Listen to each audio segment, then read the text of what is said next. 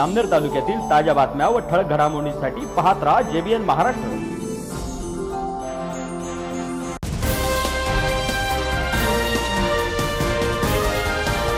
आपल्याकडे 4 महानगरपालिकांची जबाबदारी होती। प्रवास अत्यंत अवघड होता, तरी हे कसं शक्य झालं? नेमकं काय जादूचं कांडी फिरवली आपण? काय चमत्कार केला? नाही, उत्तर महाराष्ट्र खरं म्हणजे बीजेपीचा हा बालेकिल्लाच आहे। मागच्या वेळेला आपण बघितलं धुळे आम्ही 70 जागा आमच्या महायुतीच्या ठिकाणी आलेल्या आहेत। भाजप तर 100% आलेला आहे। धुळे सुद्धा 50 जागा, म्हणजे खरं तरी आमच्या 54 जागा आमच्या आहेत। सामाजिक थोडं गणित बघितलं तर 54 जागापैकी 50 जागा आम्ही त्या ठिकाणी भाजप म्हणून एकटे जिंकलेलो आहोत। नाशिकमध्ये सुद्धा आम्ही वेगवेगळे लढलो, महायुती म्हणून आम्ही लढलो नाही। राष्ट्रवादी काँग्रेस वेगळी लढली, आमच्या शिंदे साहेबांचा गट शिवसेना वेगळी लढली, भाजप वेगळी लढलो, पण तरी सुद्धा यावेळेला 72 जागा, तर म्हणजे आम्हाला अपेक्षा मोठी होती, पण काही कारणं झाली। 72 जागा अगदी स्पष्ट बहुमत आम्ही नाशिकमध्ये या ठिकाणी मिळवलेलं आहे।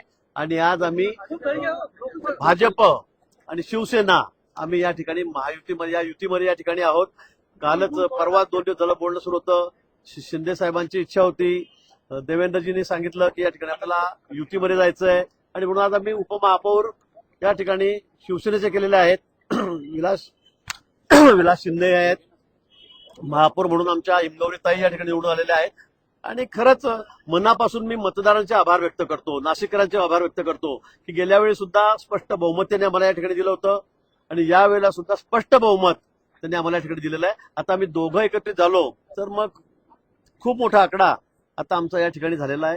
100 आम्ही पार या ठिकाणी करतो आहोत। त्यामुळे सर्वात आधी मतदारांचे, सर्व कार्यकर्ते ज्यांनी खूप मेहनत घेतली, कष्ट घेतले, त्यांचे मनापासून खूप खूप आभार। आणि मी नाशिककरांना आता शब्द देतोय की या पुढच्या येणाऱ्या काळात हा कुंभमेळ्याचा आता काळ आहे आपला, 12 वर्षाचा आपला कुंभमेळा या ठिकाणी, सिंहस्थ कुंभमेळा या ठिकाणी आहे। निधी मोठ्या प्रमाणात आलेला आहे, पण नाशिककरांना निश्चित मी शब्द देईल की आता माझा मुक्काम कुंभमेळ्यापर्यंत इथेच राहील, या ठिकाणी मी राहील, पण नाशिकच्या विकासामध्ये, नाशिकच्या कुठल्याही कामामध्ये आम्ही कमी पडणार नाही। माननीय मुख्यमंत्री महोदयांनी येऊन शब्द दिलाय भाषणाच्या वेळी, सभेच्या वेळी, आणि त्यांनी मलाही सांगितलं की आता पूर्ण लक्ष नाशिककडे घालायचं। जळगाव तर आमच्या घरचंच आहे, धुळे आहे, पण नाशिक मोठं शहर आहे, महाराष्ट्रातलं जवळपास 4थ्या नंबरचं 3ऱ्या नंबरचं मोठं शहर आहे, आणि त्यामुळे मला असं वाटतं की नाशिककडे अधिक लक्ष देणं आवश्यक आहे। पण सगळ्याच बाबतीमध्ये, उद्योगधंद्यांपासून, सगळ्या इन्फ्रास्ट्रक्चर पासून, सगळ्या कामांपासून, सगळ्या क्षेत्रामध्ये आम्हाला या ठिकाणी काम करायचं आहे। आणि पुन्हा आम्ही नाशिककरांना शब्द की आम्ही सगळे मिळून, ते सगळे 3 आमदार आमचे या ठिकाणी आहेत, आता महापौर आमचे आहेत, उपमहापौर आमचे आहेत, आम्ही सगळे मिळून या ठिकाणी नाशिकचा विकास फक्त हाच आमचा आता केंद्रबिंदू राहील, आणि त्या दृष्टीने आम्ही आता कामाला लगेच महापालिका म्हणून आम्ही लगेच लागू। तसं कुंभमेळा असल्यामुळे आम्ही तर अतिशय जोरात, अतिशय वेगाने या ठिकाणी कामाला लागलेलो आहोत। इथे कुठेही कमी निधीची, फंडाची या ठिकाणी पडणार नाही, ही ग्वाही मी पुन्हा नाशिककरांना या ठिकाणी देतो। मुंबईत तडजोड म्हणून नाशिकला आपण शिवसेना शिंदे गटाला सोबत घेतलं काय? राष्ट्रवादी अजित पवार नाही, गटाला राज्यभरामध्ये आम्ही अनेक ठिकाणी नंतर आता वेगवेगळे लढलो, संभाजीनगरला वेगळे लढलो, मुंबईला आम्ही तर एकत्रच होतो, तिथे काही तडजोडचा विषयच नव्हता। पण मला वाटतं अनेक ठिकाणी आम्ही त्या ठिकाणी वेगळे लढलो, पण नंतर आम्ही एकत्र झालो। आता इथे तर आमचं स्पष्ट बहुमत होतं, पण आम्ही या ठिकाणी एकत्र झालो। आम्ही ठरवलेल्या केंद्रामध्ये आम्ही एक आहोत, राज्यामध्ये आम्ही एक आहोत, मग महापालिकेला का वेगळे? आणि म्हणून मग वरिष्ठांनी, माननीय मुख्यमंत्री महोदयांनी, आमचे शिंदे साहेब यांनी काही ठिकाणी, राष्ट्रवादी, आम्ही त्या ठिकाणी निर्णय केला, आणि आम्ही सगळे एकत्रितपणे या ठिकाणी आता लढतो, म्हणजे सत्तेमध्ये आहोत। नाही, अजून तसं काही ठरलेलं नाही, कुठलाही विषय त्या ठिकाणी झालेला नाही, पण निश्चित या संदर्भामध्ये सगळे वरिष्ठ निर्णय घेतील। पण आम्हाला अतिशय चांगलं काम करायचं आहे।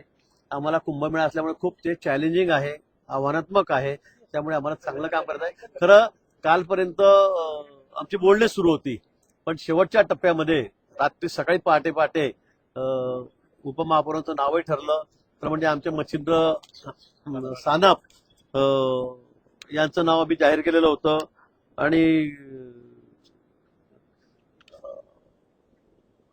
ऐन वेळेवर वरतून निरोपाला रात्रभर माझे सगळे 4 वाजेपर्यंत बोलणं सुरू होतं, पण नंतर असं ठरलं की विलासजींना त्या ठिकाणी उपमहापौर करायचं, आणि ऐन वेळी सकाळी मी 9:30-10 वाजता मच्छिंद्र सानप, बाळासाहेब सानप यांना, आम्ही राहुल आहेर वगैरे आम्ही सगळे होतो आमदार आमचे, आम्ही सगळ्यांनी त्यांना विनंती केली, सांगितलं, आणि त्यांनी तात्काळ तो शब्द पाळला। तात्काळ म्हणजे काही हरकत नाही, पक्षासाठी मी माघार घेतो, त्यांनी लगेच माघार घेतली। निश्चित पुढे भविष्यामध्ये त्यांचाही विचार चांगला केला जाईल।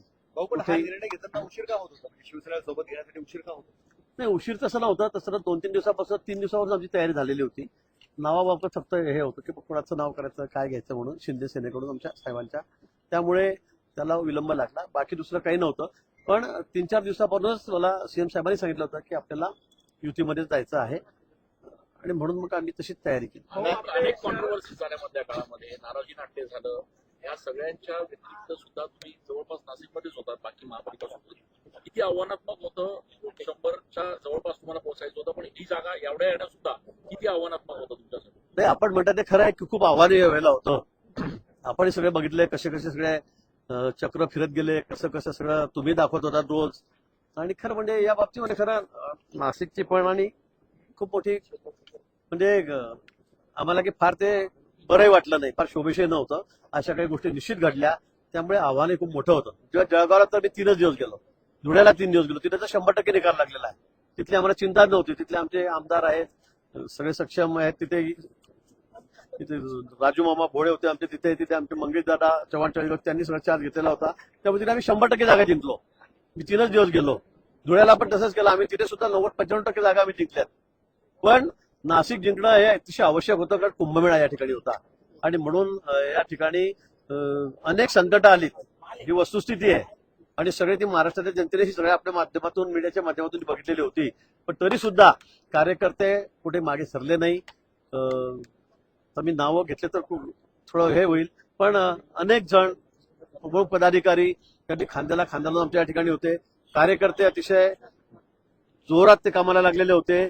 तुमच्या मीडियावर दाखवलं गेलं 50च्या वर येत नाही, कोणी म्हणजे 45च्या वर येत नाही. निवडणूक झाल्यावर सुद्धा 45-50च्या वर कोणी दाखवत नव्हता. एक्झिट पोल तुमचा कुठे दाखवत नव्हता. पण तरी सुद्धा मला खात्री होती की आम्ही 75-80 पर्यंत तरी त्या ठिकाणी जाऊ. पण तरी पण माझ्यामध्ये 4-5 जागा थोड्या कमी पडल्यात, पण काही हरकत नाही. खूप चांगली मोठी आघाडी आम्ही या ठिकाणी घेतलेली आहे. भाजप म्हणून आम्ही 72 जागा या ठिकाणी जिंकलेल्या आहेत. स्पष्ट बहुमत महापालिकेमध्ये या ठिकाणी आहे. पण संकटाशिवाय मग मजा पण येत नाही, मला असं वाटतं. सरळ निवडणूक झाली मग मजा काय. आता जळगावला निवडणूक झाली, मला माहित होतं 100% जागा आमच्या निवडून येत आहेत, आल्या. पण जिथे आव्हान आहे तिथेच आपलं काम असतं, मला असं वाटतं. जिथे संकट आहे तिथेच आपलं काम असतं. आणि म्हणून आपण संकटावर मात करणं हा तर आपला स्वभावच आहे, स्थायी भावच आहे. विरोधकांचं आव्हान होतं की सुखियांचं होतं? सत्तेचे रिमोट कंट्रोल कोणाकडे असणार आहे पाहू? सत्तेचे रिमोट कंट्रोल कोणाकडे असणार? काय नाही, आमच्याकडे सगळ्यांना मोकळीक आहे. त्यांनी चांगलं काम करायचं, अतिशय चांगले, अतिशय म्हणजे अभ्यासू, अनुभवी, सगळ्या क्षेत्रामध्ये असे महापौर आम्ही या ठिकाणी दिलेले आहेत. विलास शिंदे सुद्धा अनुभवी आहेत, सिनियर आहेत. दोन्ही महापौर उपमहापौर अतिशय योग्य आम्ही या ठिकाणी दिलेले आहेत. आणि त्यामुळे त्यांनी काम करत बघायचं आहे. खरं म्हणजे कुंभमेळा म्हणून मी तर या ठिकाणी आता ठाण मांडूनच आहे, मी कुठे जाणार नाही. कारण कुंभमेळ्याचं मोठं आव्हान आपल्या समोर या ठिकाणी आहे. आणि माननीय मुख्यमंत्री महोदय आहेत, शिंदे साहेब या ठिकाणी आहेत, ते नगरविकास मंत्री आहेत. जो निधी लागेल तो त्यांनी देण्याचं मान्य केलं, तो आम्ही या ठिकाणी आणू. आणि नाशिक शहराचा चेहरामोहराच आम्हाला बदलायचा आहे.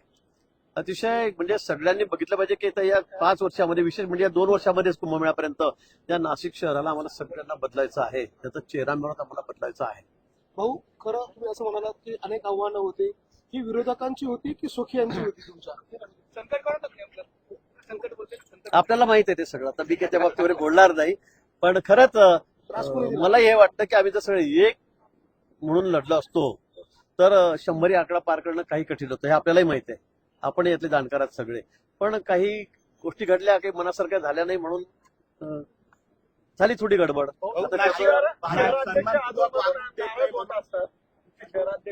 हा,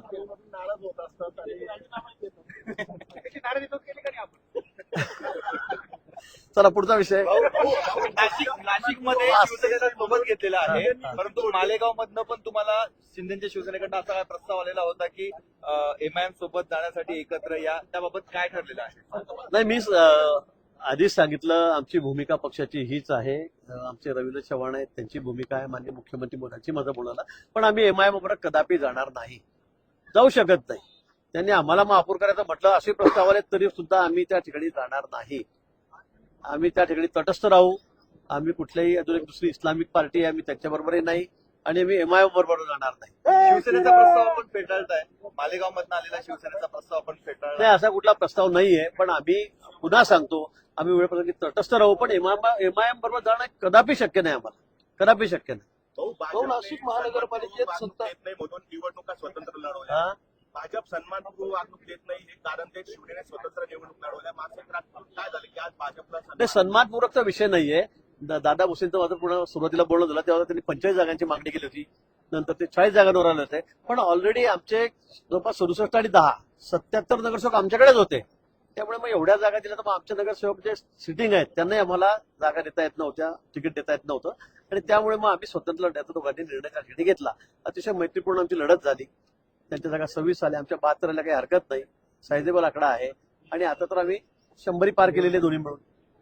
भाऊ संजय शिरसाट हा?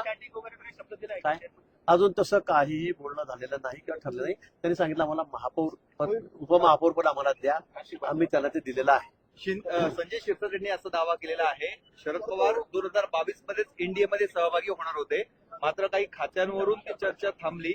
आता पुन्हा एकदा ह्या चर्चा सुरू झालेल्या आहेत. कितपत खरं वाटतंय? नाही, मला या बाबतीमध्ये काय शिरसाट साहेबांना जास्त माहिती असेल, पण मला काय या बाबतीमध्ये फारशी माहिती नाहीये. खूपच काहीतरी काय बोलत. नाशिक महानगरपालिकेतली पण मला एक निश्चित माहिती आहे की ज्यावेळेला अजितदादांचा शपथविधी झाला हो. त्यावेळेला शरद पवार साहेबांची बोलणं झालेला होता. हे सूर्यप्रकाश इतकं स्पष्ट आहे. हे अनेकांनी सांगितलं आणि दादांनी सुद्धा स्वतः सांगितलंय की बाबा मला तुम्ही हो का सांगितलं, हो. मला पुढे जा म्हणून का सांगितलं. ही वस्तुस्थिती आहे. त्यावेळेला मी त्या ठिकाणी लांबून लांबून होतो की मी काही चर्चेत एवढा मोठा नेता नाहीये, पण लांबून लांबून मी त्या ठिकाणी होतो.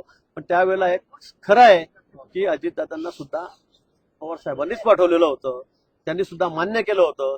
जागांचं वाटप त्या ठिकाणी म्हणजे अगदी सगळ्या पद्धतीने कुठल्या जागा पालकमंत्री कोणी व्हायचं, खातं कोणतं द्यायचे, काय द्यायचं हे सगळं ठरलेलं होतं. आणि स्वतः अजितदादांनी सांगितलेलं आहे. हे रेकॉर्ड आहे, मी सांगतो म्हणून नाही. त्यातले आय विटनेस अजितदादा आहेत.